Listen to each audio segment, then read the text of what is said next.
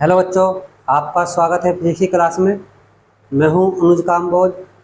आज हम फिजिक्स से चैप्टर नंबर 4 पढ़ेंगे, जिसका नाम है वैद्युत धारा, इलेक्ट्रिकल कैपेसिटेंस।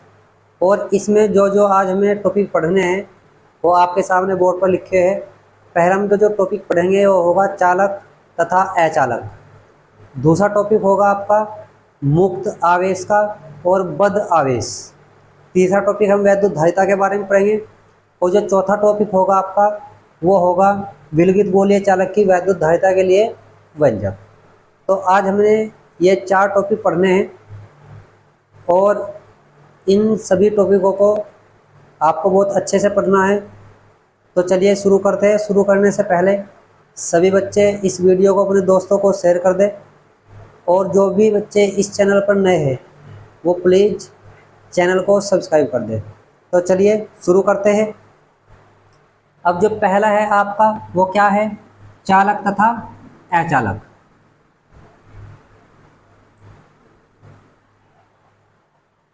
अब आप जानते हैं कि जो चालक होते हैं वे क्या होते हैं, यानी कि ऐसे पदार्थ। ठीक, पहले बात किसके बारे में करेंगे? हम चालक के बारे में। चालक, कंडक्टर, ऐसे पदार्थ जिनमें विद्युत धारा प्रवाहित हो सकती हो, जो विद्युत धारा का प्रवाह अंदर को अपने कर सकते हो, वे चालक कहलाते हैं। यानी कि ऐसे पदार्थ जिनमें विद्युत धारा प्रवाहित हो सकती है चालक कहलाते हैं। अर्थात इनमें, यानी कि ऐसे पदार्थ जिनमें मुक्त इलेक्ट्रॉनों की संख्या अधिक होती है वे कहलाते हैं आपके चालक। तो क्या कहेंगे कि ऐसे पदार्थ जो विद्युत धारा का प्रवाह अपने अंदर से कर सकते हो, यानी कि ऐसे पदार्थ जो विद्युत धारा का प्रवाह अपने अंदर से कर सकते हो चालक कहलाते हैं। जैसे आपके जितनी भी धातुएं हैं में सभी क्या होंगी? आपकी चालक होती है। और इन धातुओं में जो आपके मुक्त इलेक्ट्रॉन पाए जाते हैं वो अधिकता में होते हैं। कौन? मुक्त इलेक्ट्रॉन, यानी कि मुक्त इलेक्ट्रॉनों की संख्या अधिक होती है। दूसरी बात, आपका जो सबसे धातुओं में सबसे अच्छा चालक है वो कौन है? चांदी। चांदी में मुक्त इलेक्ट्रॉन की संख्या सबसे ज़्यादा पाई जाती है। उसके बाद आपका कौन है? तांबा, कॉपर। ठीक है। फिर आपका कौन है? सोना। फिर आपका कौन है? एल्यूमिनियम।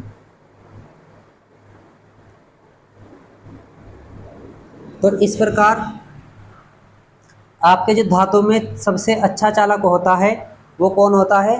चांदी। ठीक है। दूसरा आपका क्या है? अचालक। और इस अचालक को हम विद्युत रोधी भी कह सकते हैं। क्या कह सकते हैं? विद्युत रोधी। अब अचालक क्या होते हैं आपके? कि ऐसे पदार्थ जो विद्युत धारा का प्रवाह अपने अंदर से नहीं होने देते अचालक कहलाते हैं। वे पदार्थ जो अपने अंदर से विद्युत धारा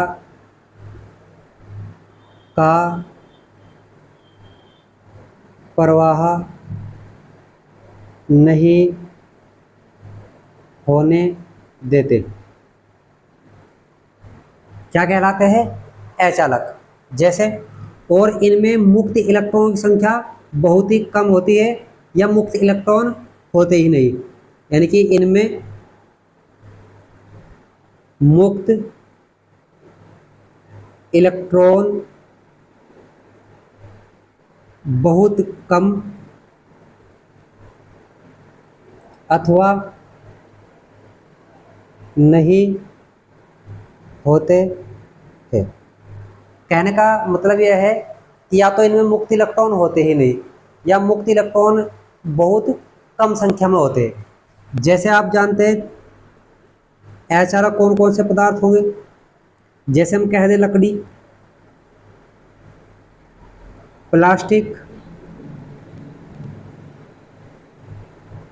अभ्रक, कागज, ये सभी पदार्थ आपके अचालक या विद्युत रोधी पदार्थ है। ठीक है, तो आपका जो पहला टॉपिक था चालक और अचालक का, वो पूरा हो चुका है। चालक क्या होते हैं? ऐसे पदार्थ जो विद्युत धारा का प्रवाह अपने अंदर से नहीं होने देते, होने देते हैं, वो कहलाते हैं आपके चालक। सभी धातुएं आपकी क्या होती है? चालक होती है। और सबसे अच्छा जो चालक है वो कौन है? चांदी। जो चांदी है वो क्या है? सबसे अच्छा चालक। इसके पश्चात फिर तांबा, फिर सोना, फिर एल्यूमिनियम।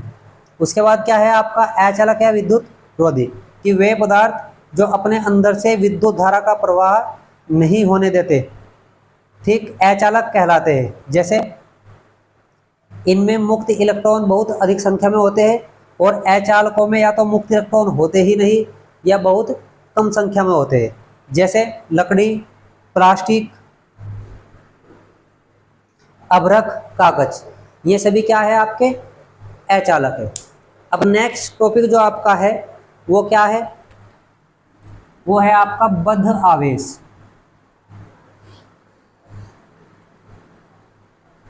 मुक्त आवेश तथा बद्ध आवेश।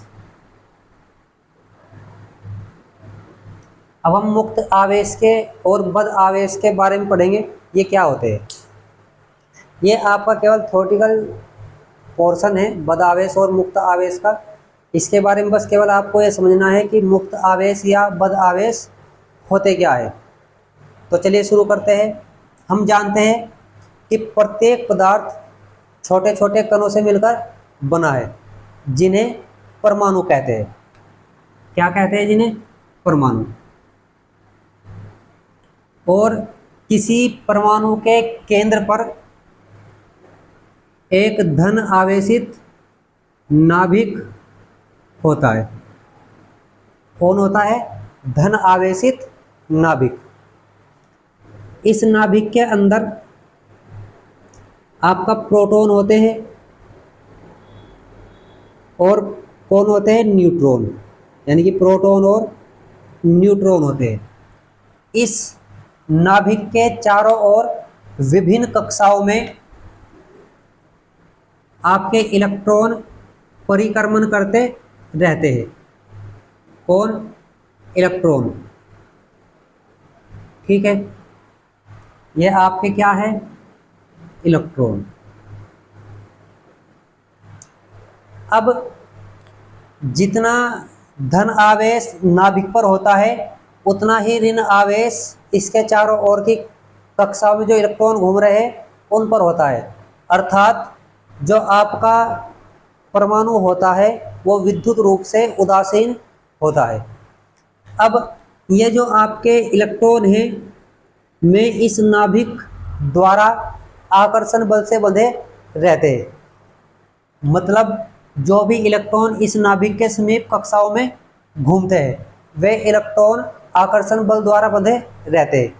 लेकिन जो इलेक्ट्रॉन इससे दूर की कक्षाओं में होते हैं, ऐसी कक्षाओं में, दूर की कक्षाओं में, उन इलेक्ट्रॉनों पर लगने वाला आकर्षण बल बहुत कम हो जाता है और वे इलेक्ट्रॉन इस नाभिक की परमाणु की कक्षा को छोड़कर परमाणुओं के रिक्त स्थान में अनियमित गति करने लगते हैं।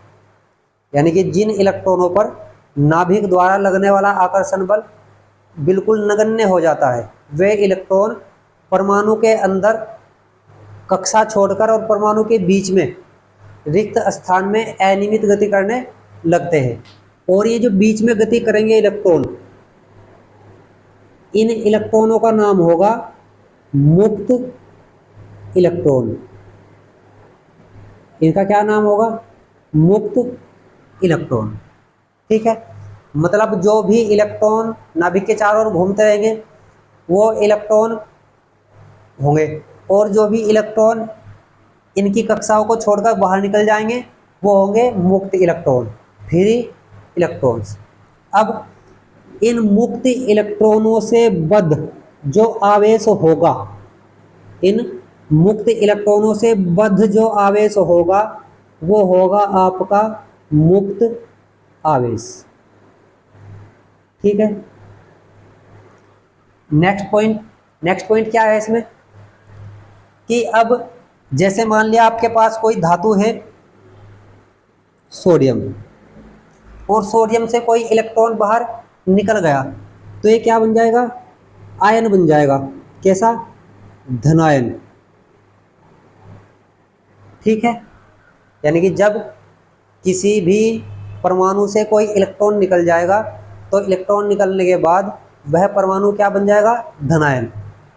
तो उस धनायन से बद्ध जो आवेश होगा वो कहलाएगा आपका बद्ध आवेश, बाउंड चार्ज।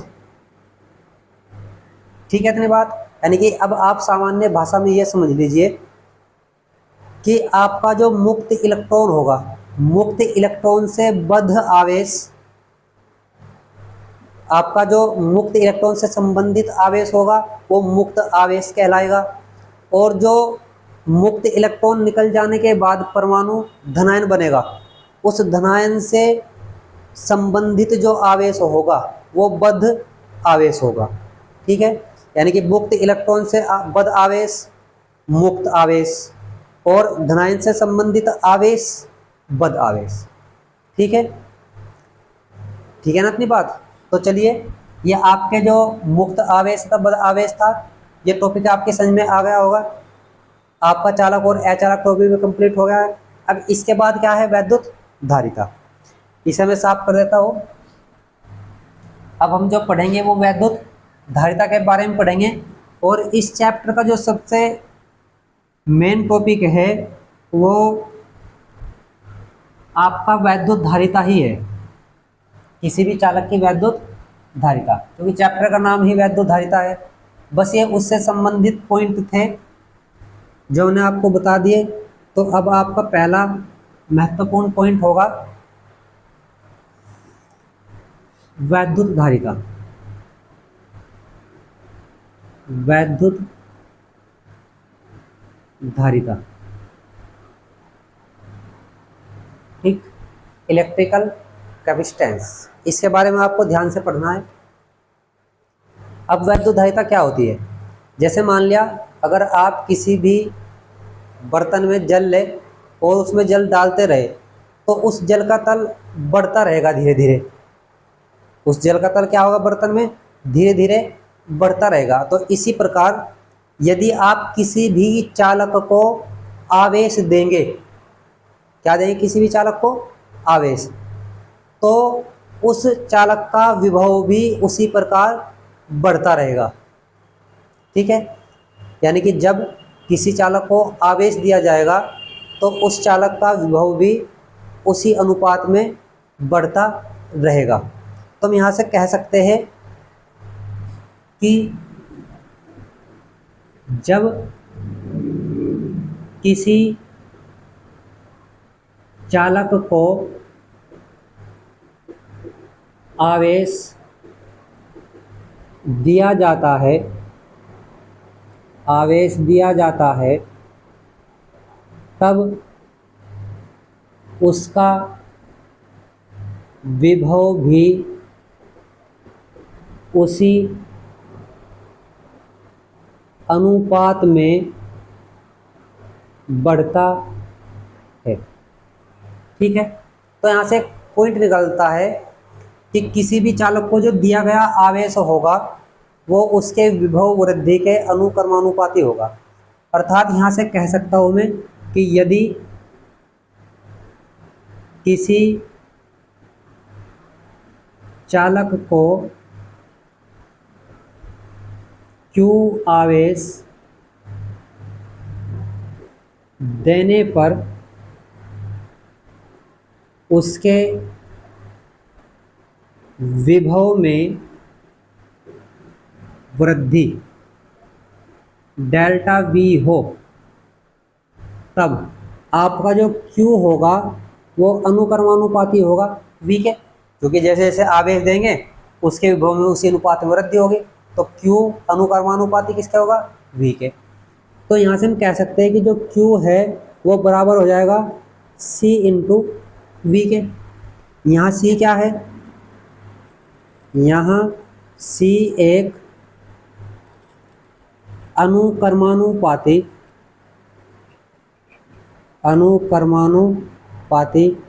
नियतांक है, जिसे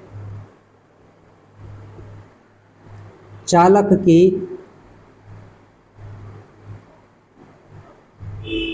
वैद्युत धारिता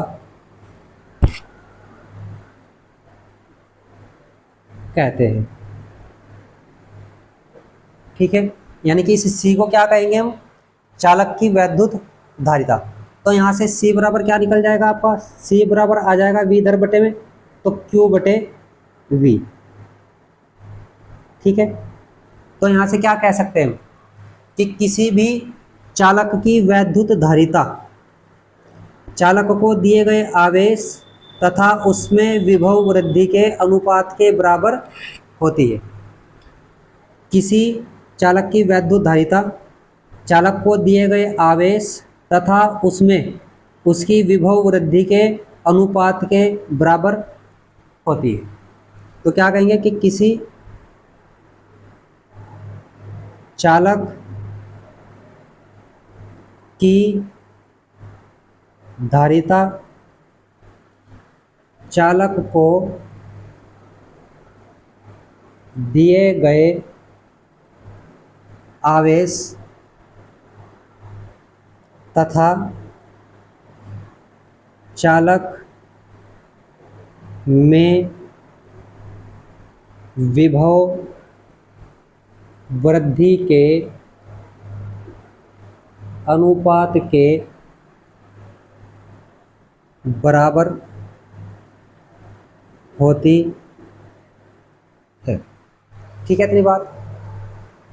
तो यहाँ से आपकी C की परिभाषा निकल गई है। उसके बाद आपका क्या पॉइंट है? हम बात करेंगे अब इसके मात्रक की। किसके? वैद्युत धारिता का मात्रक। तो अब जो वैद्युत धारिता का मात्रक होगा, अब आप जानते हैं Q का मात्रक। Q क्या होता है? आवेश। आवेश का मात्रक कूलाम, और V क्या होती है? विभव। तो विभव का मात्रक आपका वोल्ट। तो मात्रक क्या बन जाएगा कि वैद्युत धारिता का मात्रक क्या है? कूलाम प्रति वोल्ट। और इस कूलाम प्रति वोल्ट को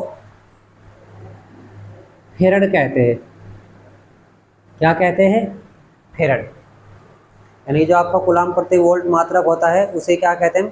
फेरड। तो यहाँ से कह सकते हैं कि वैद्युत धारिता का मात्रक क्या है? फेरड। अब वैद्युत धारिता का जो मात्रक फेरड है वो बहुत बड़ा मात्रक है। व्यवहारिक तौर पर जो इसके मात्रक लिया जाता है छोटे मात्रक लिए जाते हैं। तो वैद्युत धारिता के व्यावहारिक छोटे मात्रक कौन कौन से हैं आपके?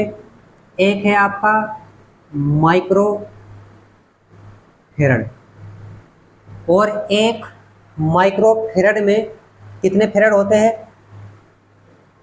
10⁻⁻⁶ फेरड। ठीक है, एक होता है आपका पीको फेरड। पीको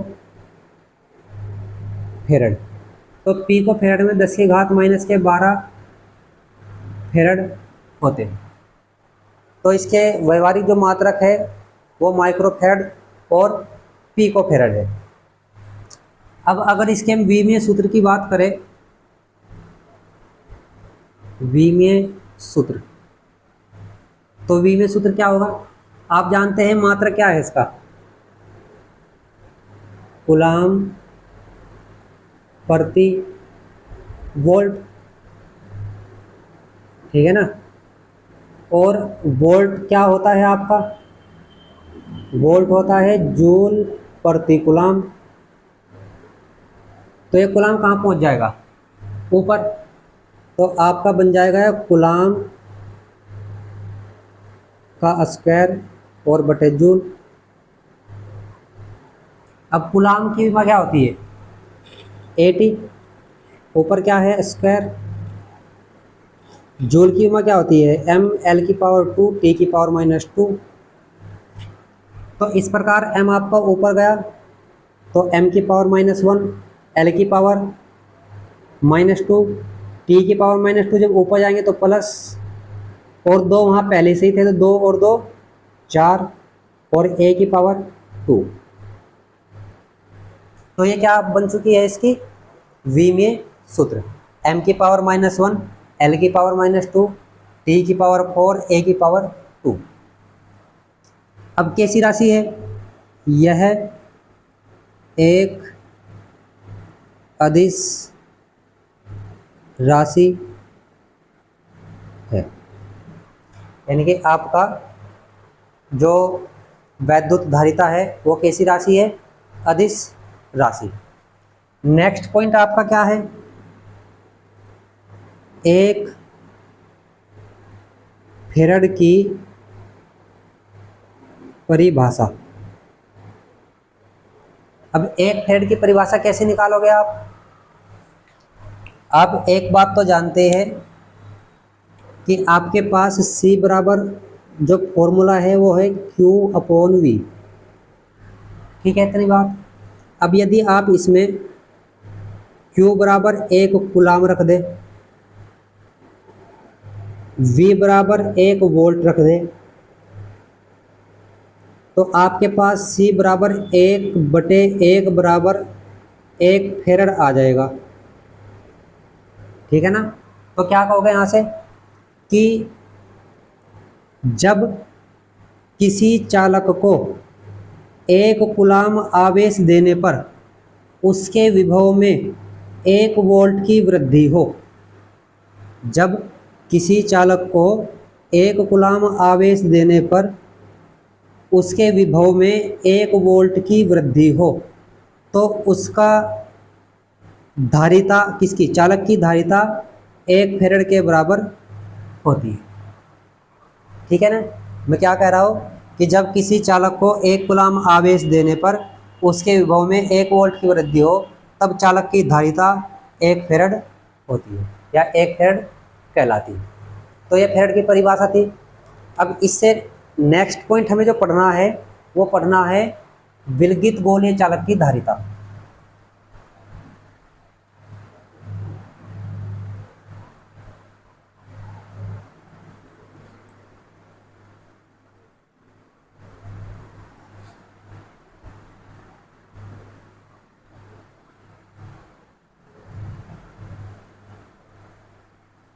तो अब क्या पढ़ेंगे हम? अब हमारा जो पॉइंट होगा वो है विलगित गोलीय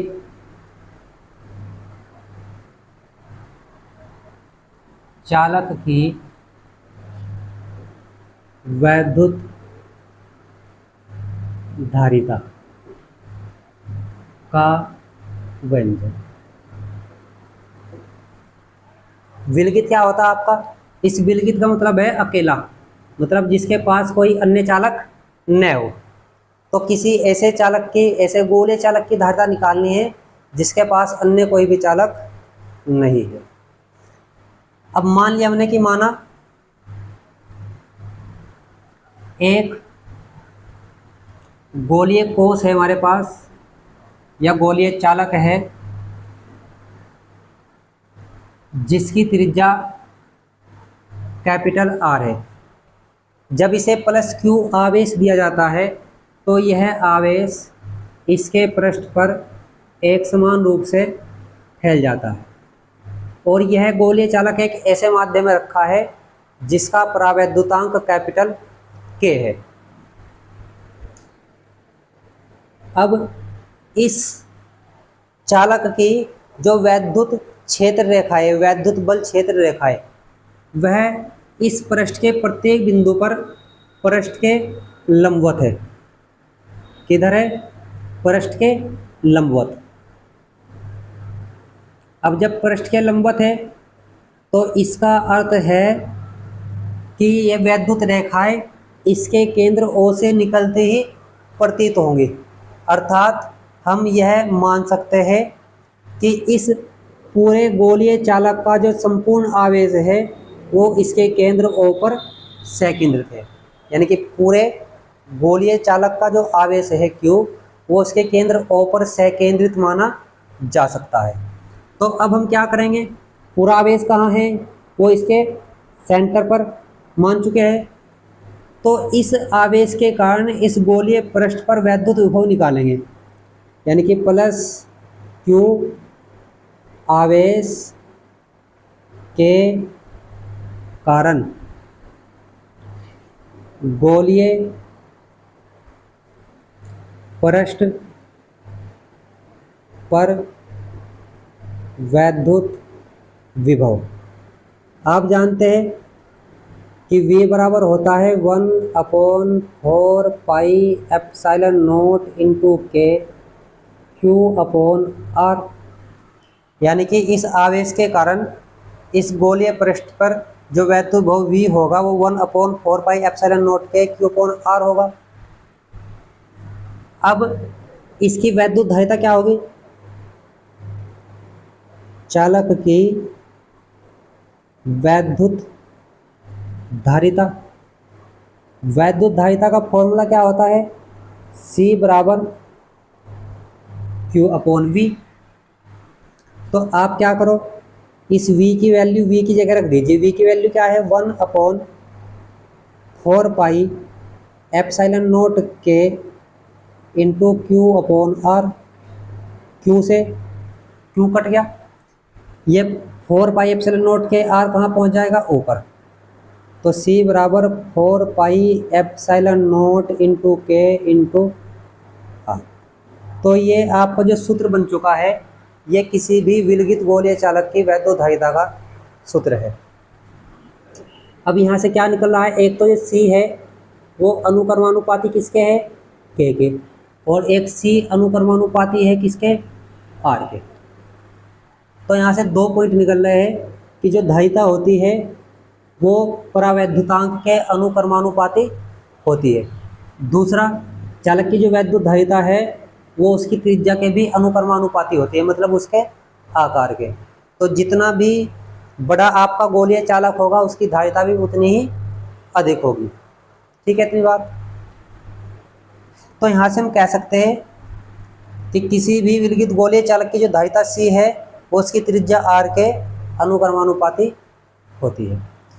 अब यदि आपका ये कैसा संधारित्र हो, जो आपका गोलीय चालक है अगर वो वायु में रखा हो, यानी कि वायु यदि गोलीय चालक वायु में रखा हो, अब वायु में रखा होगा तो K बराबर कितना होगा? 1। अर्थात जो आपका C है वो क्या बन जाएगा? 4 पाई एप्सिलॉन नॉट, इस K की वैल्यू 1, तो क्या बचा? R। तो ये आपका किसके लिए है? वायु गोलीय चालक के लिए सूत्र है। यहाँ से हम कह सकते हैं यदि मैं इसके